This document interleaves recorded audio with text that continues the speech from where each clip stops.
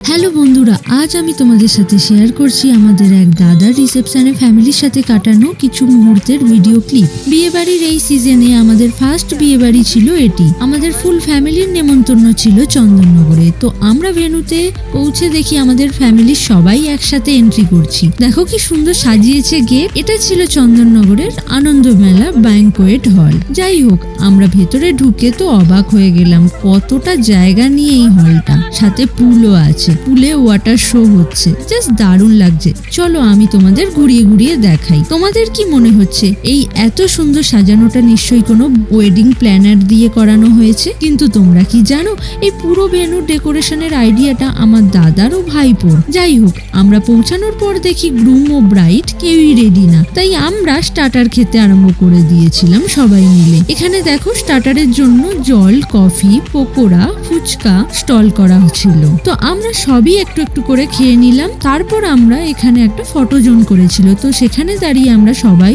একটা দুটো ফটো তুলে নিলাম। কিন্তু তখনও ব্রাইড মানে বৌদি রেডি হয়নি, তাই আমরা ব্রাইডের সাথে দেখা করতে চলে গেলাম ফার্স্ট ফ্লোরে। উঠে দেখি টিভি স্ক্রিনে দাদা বৌদির প্রি ওয়েডিং এর ভিডিও চলছে। তারপর আমরা চলে গেলাম যে ঘরে বৌদি রেডি হচ্ছিল সেই ঘরে। আমরা গিয়ে সবাই সেখানেই গিফট দিতে আরম্ভ করে দিয়েছিলাম। তারপর বেরিয়ে আমরা সিংহাসনের সামনে দাঁড়িয়ে আমরাও কিছু ছবি তুলে নিলাম ভাই বোনেরা মিলে। এখানে দেখো, ওপর থেকে পুলটা দেখতে কি সুন্দর লাগছে। তার কিছুক্ষণ পরেই দেখি ব্রাইড বেরিয়ে সিংহাসনে বসলো এবং তার ফটোশুট আরম্ভ হয়ে গেল।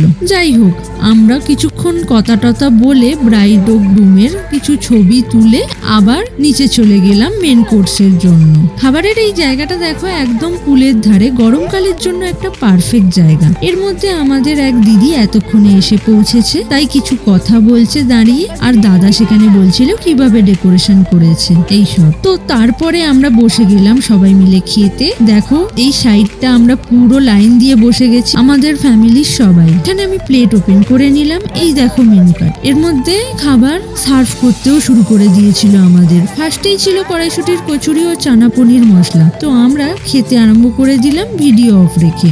তারপর খেয়ে উঠে আমরা ব্রাইড ও গ্রুমের সাথে দেখা করে নিচে চলে এসে দেখি সুইমিং পুলের পাশের জায়গায় গান হচ্ছে। আমাদের আর টাইম ছিল না, অনেক লেট হয়ে যাচ্ছিল, তাই এখন আমরা বাড়ি চলে যাওয়ার জন্য বেরিয়ে পড়লাম।